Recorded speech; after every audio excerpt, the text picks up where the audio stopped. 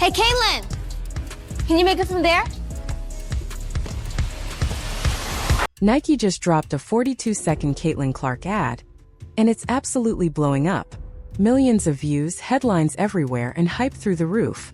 But while the internet goes crazy over Clark's signature sneakers, Aya Wilson is on the other side of the spotlight, frustrated, overlooked, and watching as the rookie sensation dominates not only the court, but also the sneaker game. And trust me, she's not taking it lightly.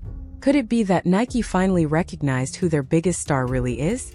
And what does this mean for Aya Wilson? Nike's release of Caitlin Clark's first solo commercial since joining the WNBA isn't just another brand campaign. It sends a loud, clear message. Maybe, just maybe, they finally realized they were backing the wrong face of the league all along.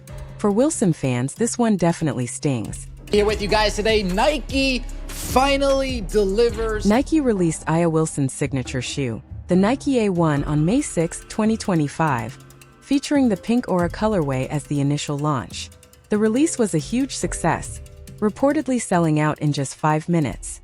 Resale prices on platforms like eBay and StockX ranged from $230 to $300, more than double the $110 retail price, signaling an incredibly strong aftermarket demand. At first, it was everything Wilson had dreamed of. The pink aura colorway flew off shelves almost instantly, a landmark moment not only for her career but for women's basketball as a whole. But here's where it gets even more interesting. Nike didn't simply put Wilson's name on a shoe and call it a day. They went all in, working closely with her for 2 full years to bring the Nike A1 to life. It wasn't rushed. She had full creative control, hand-selecting materials, shaping the design, and ensuring the sneaker told her story. Custom logos, hidden messages, and meaningful details made the pink aura colorway more than just a design. It was a statement. Every stitch, every curve was intentional. What's up, everybody? This is Asia Wilson from the Las Vegas Aces. Clearly, I had too much fun at my jersey retirement party, but I'm here to dive into the A1. Man, it feels pretty surreal to know that I am a Nike signature athlete and I have my first shoe, the A1. For a moment, Wilson was the face of WNBA merchandising and the league's top-selling star. Interviews poured in, and fans rocked her shoes courtside. But then the momentum started to shift. The buzz cooled, sales dipped, and social media chatter quieted. Just as Wilson's spotlight began to fade, Nike unveiled a flashy new commercial. Not for her, but for Caitlin Clark. Suddenly, the narrative flipped. Clark's campaign brought a tidal wave of hype, influencer support, and viral online attention that instantly overshadowed the A1's success. What was once Wilson's moment now felt like it was being handed to someone else. The craziest part? Nike hadn't even released a custom Clark shoe, just a special edition of the Kobe 5 Pro PE in midnight navy, bright crimson, and university gold, featuring Clark in the commercial. Yet, the hype was unreal. The 42-second ad dropped on Monday, June 29th, via Nike Basketball's X account, spreading like wildfire across YouTube and Instagram. The commercial opens with Clark lacing up her sneakers, calm, focused, and locked in. As she tightens the laces, the camera zooms into her eyes, which flash a glowing yellow in a blink and you miss a moment. A subtle homage to Kobe Bryant's Black Mamba persona. And she knows how her privilege has gotten her to that point, and also like she's good at basketball, obviously.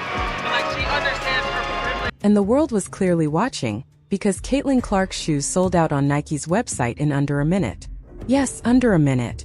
That moment sent a clear message. Clark isn't just moving the needle. She is the needle.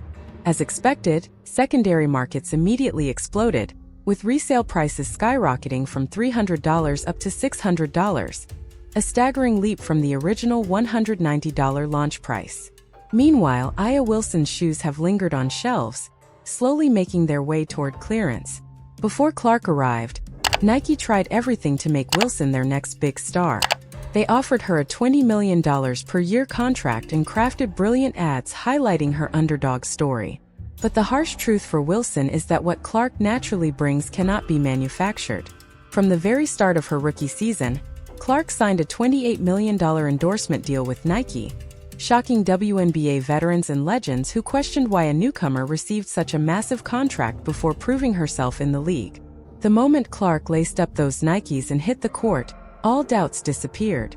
Her presence, her game, and the instant surge in ticket sales and viewership proved she wasn't just a rookie. She was a phenomenon.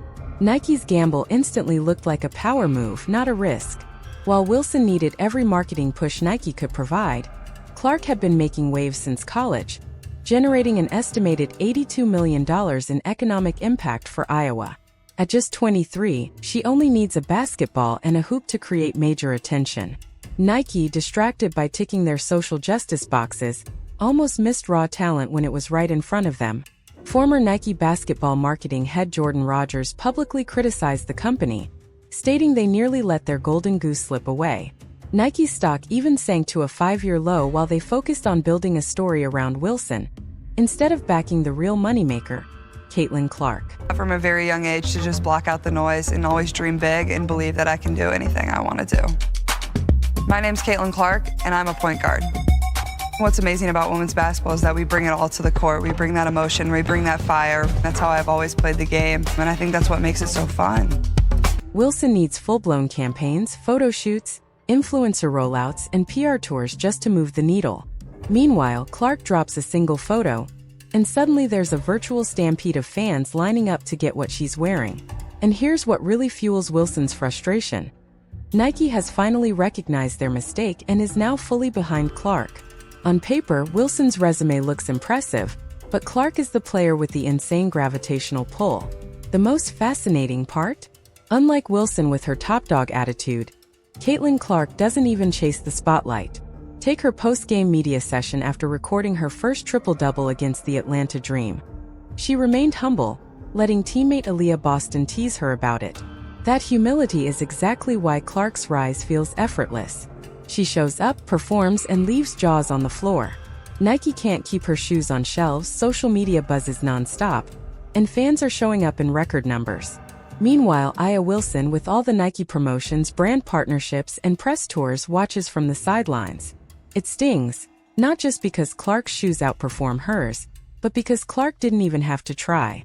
That effortless dominance is what frustrates Wilson the most.